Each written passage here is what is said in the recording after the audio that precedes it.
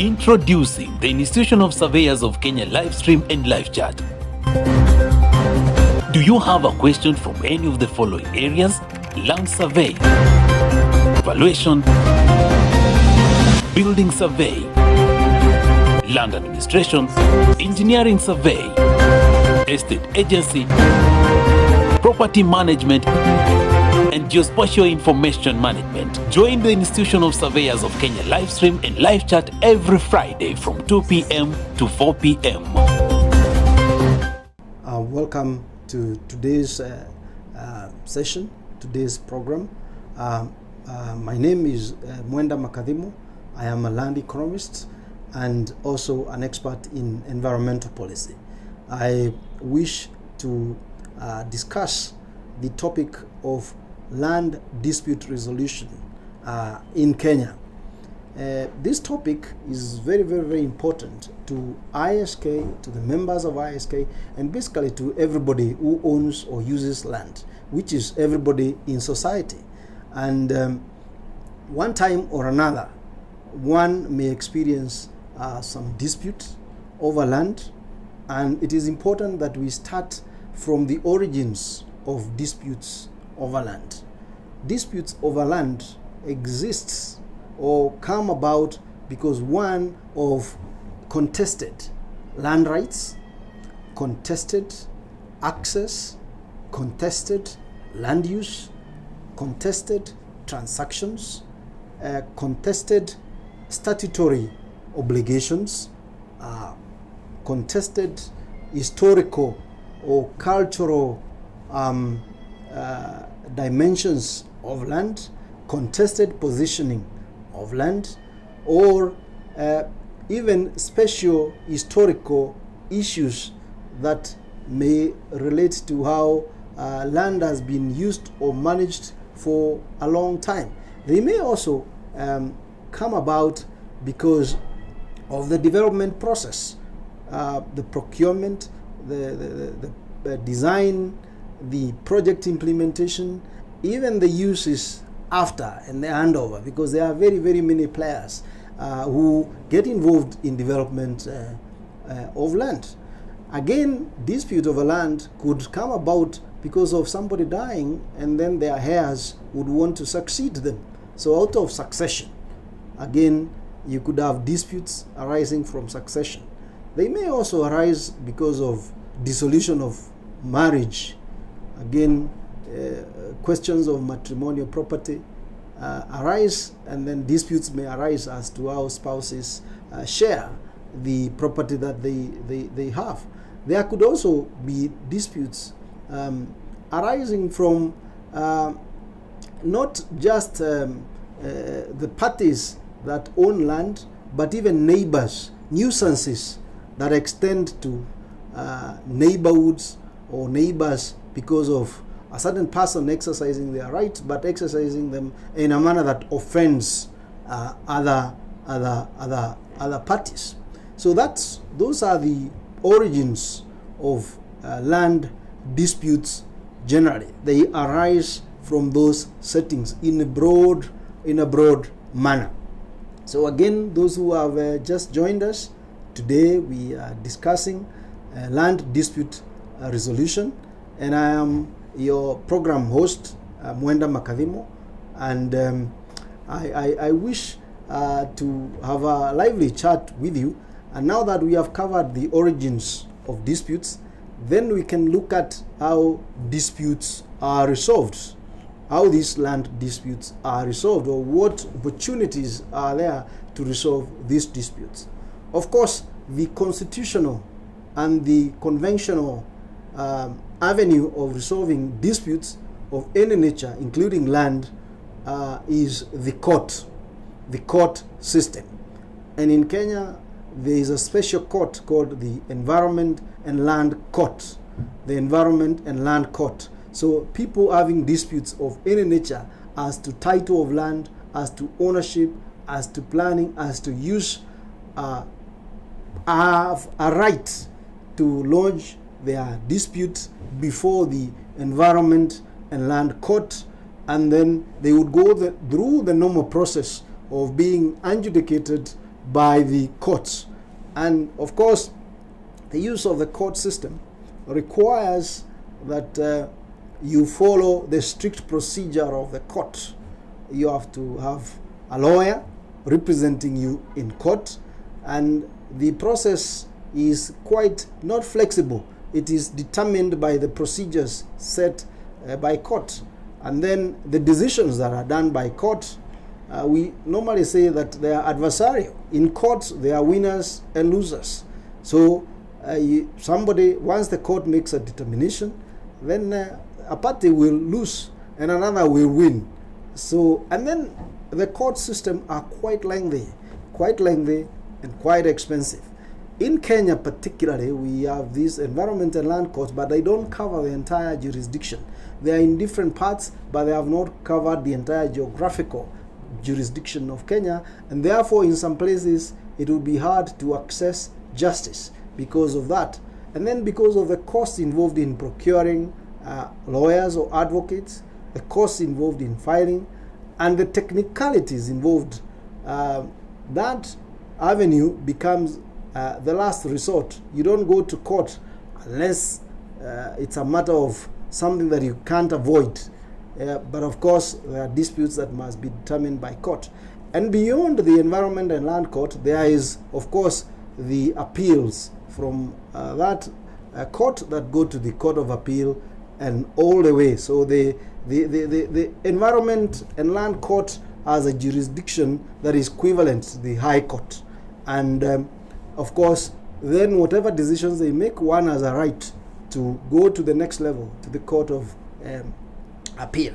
So that is the court system as the first avenue of resolving disputes. And the Environment and Land Court has been set up by the Constitution of Kenya and also by the Environment and Land Court Act 2011. So that's where the court finds its mandate. That's where the operations of the court are guided from.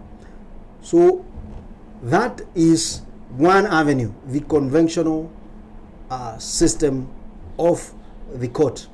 And again, those who have just joined us, today we are discussing land disputes resolution in Kenya, and I'm your lead today, and my name is Mwenda Makadimo. You're most welcome. Now, besides the court, there are other statutory avenues that are next to the court. Statutory means of dispute resolution. These ones are normally tribunals created by statutes. For environmental matters that relates with issues of environment, there is the Environment Tribunal. So that one is under EMCA, Environment Management and Coordination Act of 2000, but revised in 2014. So that sets that tribunal as a statutory dispute resolution mechanism for matters relating to environment. Then, of course, there is also the Rent Tribunal. There is the Rent Tribunal that is formed under the Rent Restriction Act that also has jurisdiction that covers the dispute resolution over matters that relate to rent disputes that are of houses that are paying rent below 2,500. So controlled tenancies, where you have not controlled tenancies, actually residences that have restricted rent, their disputes are adjudicated by this tribunal. Then you have the Business Premises Tribunal that is formed under the Landlord and Tenants Act. So this again handles business premises disputes, the commercial tenancies that are controlled, or any dispute also arising from commercial tenancies of whatever nature would be then referred to this tribunal. You also have other tribunals or other statutory mechanisms. For instance, under the Planning Act, the Physical Planning and Land Use Act of 2019, you have the liaison committees.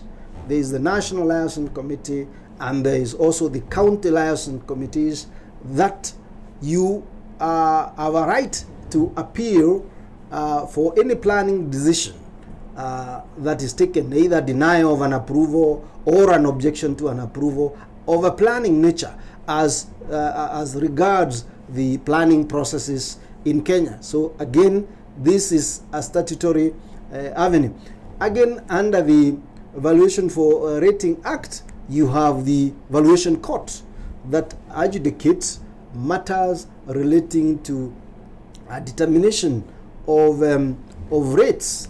You know, either the process of the valuation that determines rates, or even the way the valuation role is established, or any other issue relating to rating. So that is also another statutory mechanism. Even under the Adjudication Act, there are the adjudication committees that are meant to resolve disputes. Again, under the Land Registration Act, the land registrar has been given special powers to adjudicate disputes relating to boundaries or ownership, and the land registrar also has powers to invoke or use a surveyor, who is of course the director of survey or any other registered surveyor, to determine a boundary dispute. Again, the land registrar becomes a statutory office that is involved in dispute resolution to that extent. So these are statutory avenues, and there are very many other acts. For instance, there is also the Contentious Act, that is the Evaluation Amendment Act, the one that has created a tribunal on compulsory acquisition. Of course, it is contentious, but it has created a tribunal that then would handle disputes relating to matters of compulsory acquisition and valuation thereof. So these are statutory mechanisms. They follow procedure. Again, you may not need a lawyer, but then they also take time, and then they are mandatory, and you may not go to court when the first direction by law is that you refer the matters to these tribunals. But you can object the decisions of these tribunals. You can appeal to the Environment and Land Court when you have gone through these tribunals and you're not satisfied with the decision that these tribunals make. So these are the tribunals that afford, or the offices that afford, statutory mechanisms of dispute resolution in land matters. Again, members and our viewers, those who have joined us, we wish to welcome you. Our show is continuing. My name is Dr. Makavimo, and I'm a land economist and an environmental policy expert. We have covered so far the origins of land dispute. We have covered dispute resolution mechanisms, starting with the courts and the statutory mechanisms. Now, besides the statutory mechanisms, there is the alternative dispute resolution mechanisms. They are normally called the ADRs. You hear that term of alternative dispute resolution mechanisms. Now, it means they are alternative to the court and to the statutory mechanisms. That's basically what that means. And you have varied mechanisms. The first one that you start with is what is called negotiation. Negotiation, is from the first go. When you have a dispute, the parties to the dispute would come to a table by their own volition and say, okay, let us negotiate out of this dispute. So this doesn't involve third parties. This doesn't involve third parties. It is the disputing parties that negotiate. Actually, it is the most preferred, because then it safeguards relationships. Because if you can negotiate and come up to some conclusion, then that negotiation would help you save costs, save trouble, and save relationships. It's a very preferred method. But if you may not go through that, then you can go to the next option, which is conciliation. It comes from the word reconciliation. It means then you have not managed to negotiate, but you're involving a third party here who talks to each party separately and tries to reconcile the parties. But whoever is talking to each party separately is not adjudicating, is trying to reconcile. Again, this would help. People have sought the assistance of another person to help them reconcile. It is called conciliation. You could have another one that is called mediation. So here you involve a mediator who then sits with the parties, who then helps them to now get a resolution. And the mediator would help in making the decision, but is not the final determinant, but he's trying to help the parties make a decision to resolve. And the mediators could be people with even expert qualifications in mediation. In reconciliation, people may not necessarily have expertise, but in mediation, one requires mediatory skills, and mediators again help in coming up with a solution. You could also have another means that is called expert determination or expert adjudication, where the parties agree to involve an expert to determine the dispute, and they could agree that what the expert says, then we will agree.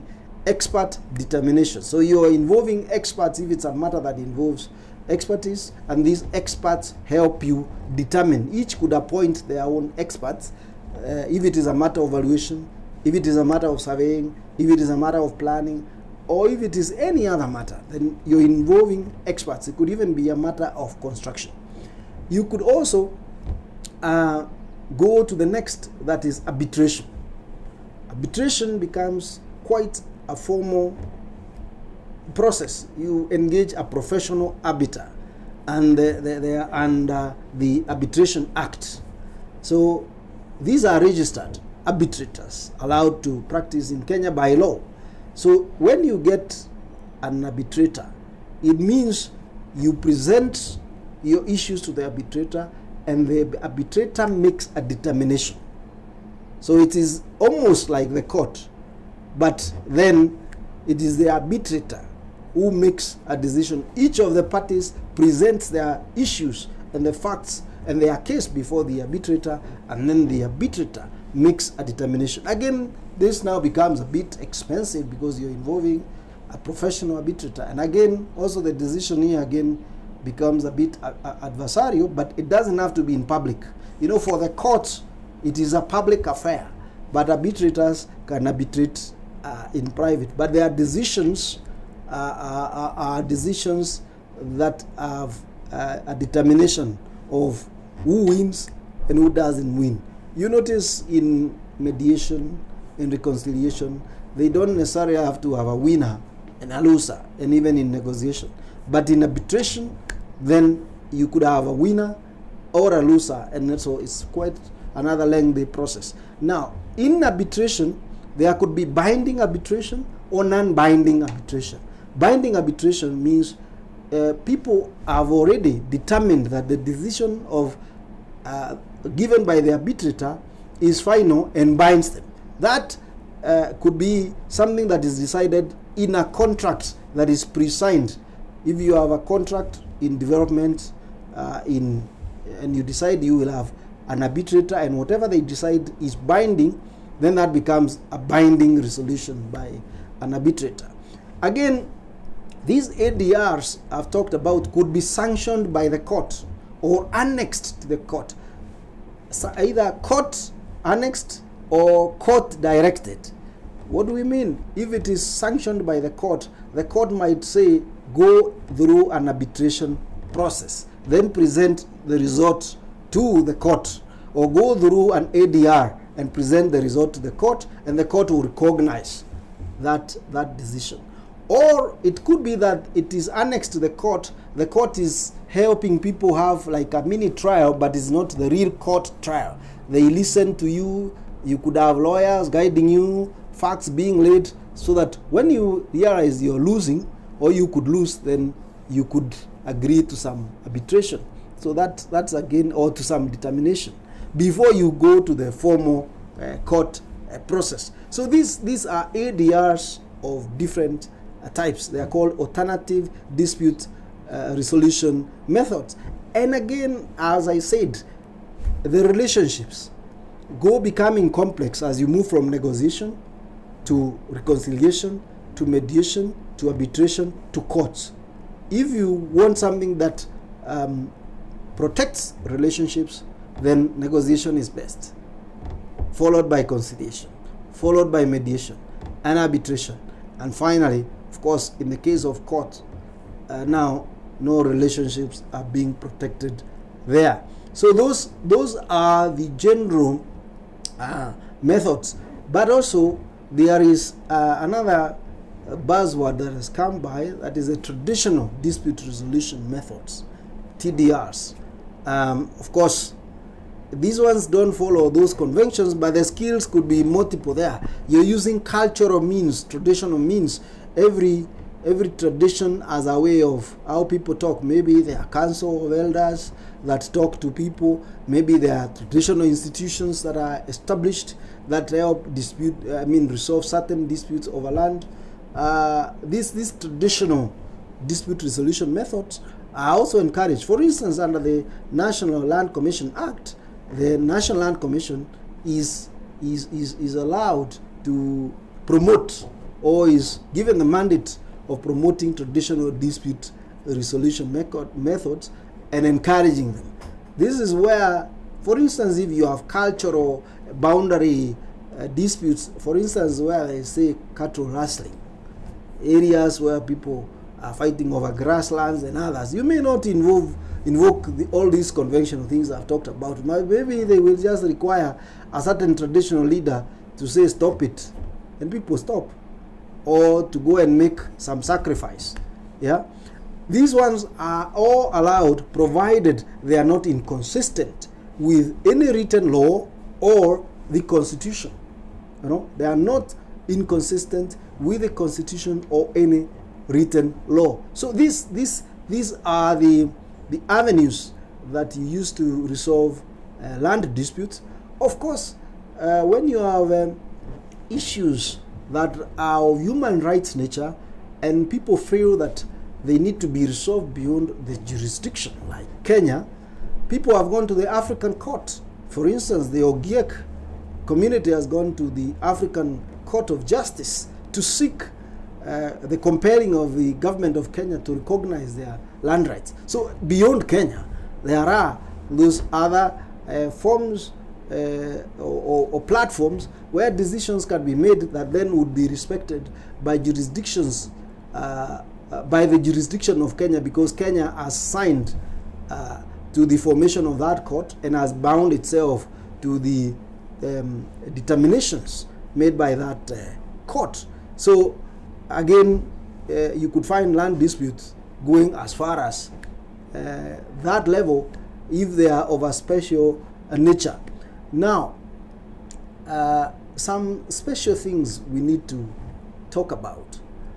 In determining a dispute, sometimes the disputants' power dynamics determine where to take a case or not take it.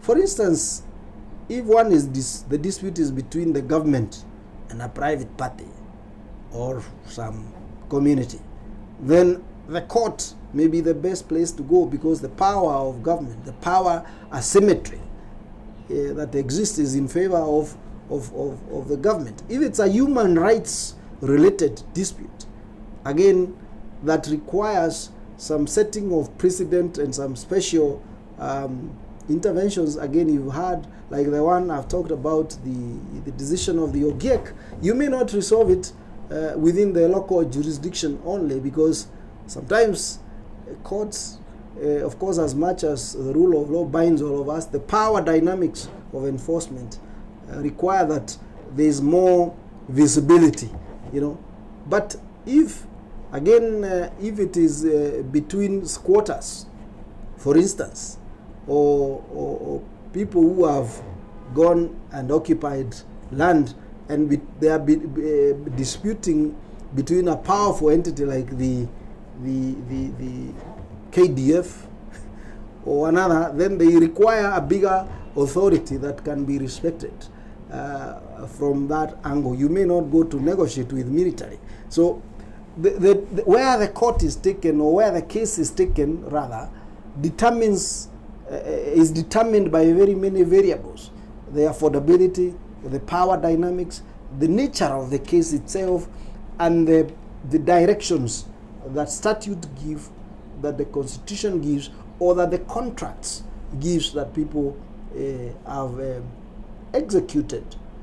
So again, for those who have joined us, we are discussing land dispute resolution in Kenya, and my name is Mwenda Makavimo, and I'm your host today. And we have discussed the origins of land disputes.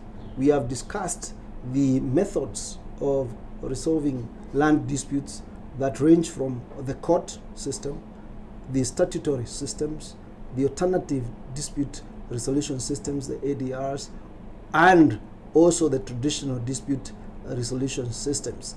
That's what we have discussed. Now, just to wrap it up, I want to focus a bit on some regular disputes, the most regular disputes that arise in land. Of course, the most regular disputes in land are about transactions in land. You know, somebody has been buying land, or was buying land, then the seller did not fulfill the obligations, or the buyer did not fulfill the obligations. So those are very many disputes in our courts about sales. Also about leases, you know, people not following the obligations under lease contracts, under licenses. Again, about the development process. You know, people have not got planning permission. People have differed with contractors who have failed to meet their obligations, or even the employer or the developer has failed to meet their obligations. There are very many disputes. Boundaries. Boundary disputes are all over in the country. And again, you find people disputing for very minor reasons. Even half a meter, you find people taking each other almost to court and fighting over half a meter. So boundary disputes are very many, and they have led to serious consequences. Again, some arise out of professional negligence, like some of those boundary disputes could arise because maybe the not even negligence, invoking or not using professions. When one has used a quack and the surveying process is wrong, then again you find disputes arising, or people mistaking the general boundaries for fixed boundaries. So they want to say there is precision in where the boundary is, and people believe that they can add an inch of soil by moving the edges or removing the markers. You know, all those kind of funny things happen. Or people fixing boundaries in the absence of their neighbors. So when the neighbors come, they find a fence and they decide, no, this is not the positioning. And boundary disputes emanate then again from that. And they are very, very, very many. And they are costly. Land disputes have consequences. The impact of land disputes is huge. The biggest consequence is loss of life. People have killed one another over boundary disputes, over ownership disputes. Even brothers, and even people have killed their parents. Parents have killed their children. So the incidences of killings associated with land disputes are very many in this country. And again, development projects have been stalled because of disputes, and huge losses have been accrued in businesses because of disputes that take a long time to solve. Then relationships that are broken, you know, huge impact again of relationships broken. Investment opportunities lost, very many investment opportunities lost because of land disputes. A lot of opportunities lost. And then money lost, or money that would have gone to development or to other uses going to financing the disputes and the cases. Again, the opportunity cost of that is very, very, very high. So it is important that people learn how to resolve disputes, and if you can resolve them in the most amicable way first before going to the adversarial methods, then you'd stand a good chance of saving yourself from this kind of disputes, this kind of consequences. You've seen clashes that have come from historical disputes, property destroyed in very many areas because of conflicts, disputes that have become conflicts of a cultural nature or of a historical nature. So again, these ones are of consequences that must be avoided, or adverse consequences that must be avoided at all costs. So it is encouraged that people know how to resolve disputes and which are the right institutions, which are the right processes, and if you can't, seek advice, expert advice. Again, welcome to our show. We are still continuing. We are covering land dispute resolution in Kenya. The Institution of Surveyors of Kenya has membership across board that as experts that are involved in the processes of land management, right from adjudication all the way to management of the land after it is developed. And the expertise that is within the institution is of great importance to resolving some of these disputes before they become adversarial. For instance, when it comes to matters surveying, if you're dealing with a boundary dispute, it is important that one engages a licensed and registered surveyor who is a member of ISK, because they will then be bound by professional ethics and help in determining boundary disputes in a professional manner. The other bit is also know the government office that is relevant on matters boundary disputes. That is the survey office or the office of the surveyor, the director of survey, but is represented in every district or in every county. And again, the registrar. The registrar is where you begin. So that is, the registrar then uses the surveyor. The other important aspect is the ones to do with valuation. If you have a dispute of, say, rent, the determination of rent, then having expert valuers would help you determine that. And if you have two representing each, they can reconcile and give you expert adjudication over the matter. Then again, if you have a valuer, they can help you in knowing how to resolve the rating, the valuation for rating process. Again, expert advice in that matter. The property managers would really help you in structuring the property agreements, the agreements, the lease agreements, in a manner that makes dispute resolution easier and well directed before it becomes adversarial. And their advice, early advice, would avoid all the consequences that we've talked about, right from how the leases are designed. For instance, if they are designed in a manner that they are not controlled, then you again already avoid the tribunal. So if you're determining your rents and they are not under the restricted range, again, the property manager, members of ISK who are in estate management would be able to advise you.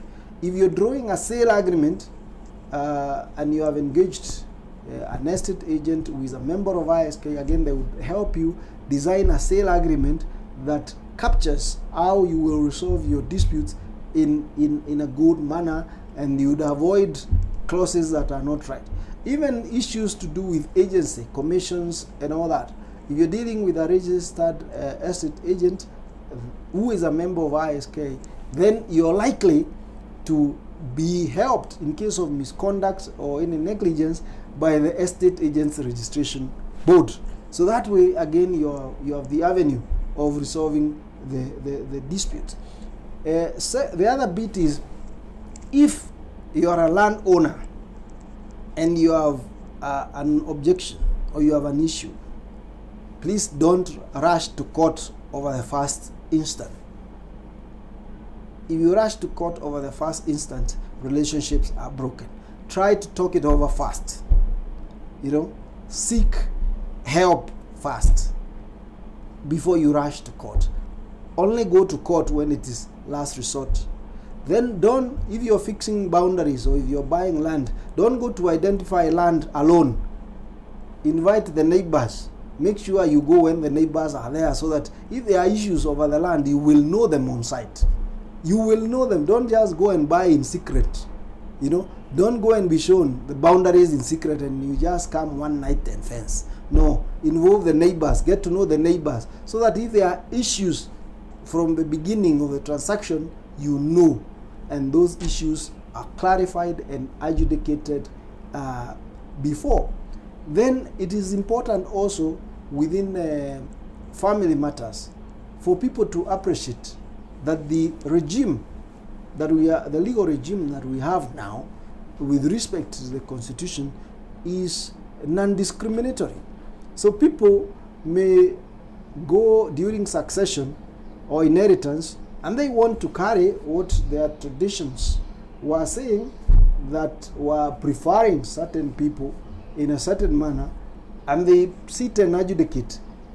I'm telling you, if you do that, then people of the other gender within your family, either the male or the female, depending on which, of course, in most of Kenya, it is the females that have been disadvantaged in inheritance traditionally.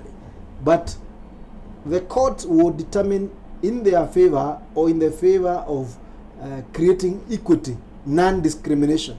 So from the word go, when you're sharing your property with your sisters, please be fair from the beginning. If you bring discrimination, then again you will have problems in court. The other way of avoiding or knowing what to do with disputes is, if you have your estate, please write a will and distribute your estate in advance. Traditionally people think if you write a will, you're wishing yourself death, and that is not true. If you have a will, then you have a basis of getting the property distributed with less acrimony after your departure from this earth. But if the will is discriminatory, again, the courts can quash it. So don't make it discriminatory. Then the other thing that would help avoid all these problems of succession after or determination of who owns what after somebody has departed is having joint titles. Having joint titles from the beginning. When somebody has a joint title with their children, after their death rather, then the children do not have to go to any court because they are already co-owners. They proceed with the property. They only need to show that the other party died. All right. If you have spouses, you could also look for joint ownership between spouses. Again, that also makes one not have to go through the other adversarial means. So those are some of the tips that one would follow in a practical sense to avoid some of these things. And again, there's a lot of knowledge you can get from professionals like us that would help you avoid these pitfalls in this whole process, because land transactions are complex, and land management is not a straightforward matter. Again, the perfection of the land administration systems would help resolve some of these disputes. For instance, if the land registries have authority and the information is valid, then questions of challenging title may be avoided. Double registrations and all that, those things that go to court can be avoided by cleaning up the land registration system. And that, again, would be done by professionals. The land officers, the land management surveyors that are in the Ministry of Lands will be handy in getting this resolved. Otherwise, thank you very much for being with us, and we look forward to the chat and any queries that you may have. We look forward to answering and giving you more clarification in the subject that we have covered. Thank you very much. Introducing the Institution of Surveyors of Kenya live stream and live chat. Do you have a question from any of the following areas? Land survey, valuation, building survey, land administration, engineering survey, estate agency, property management, and geospatial information management. Join the Institution of Surveyors of Kenya live stream and live chat every Friday from 2 p.m. to 4 p.m.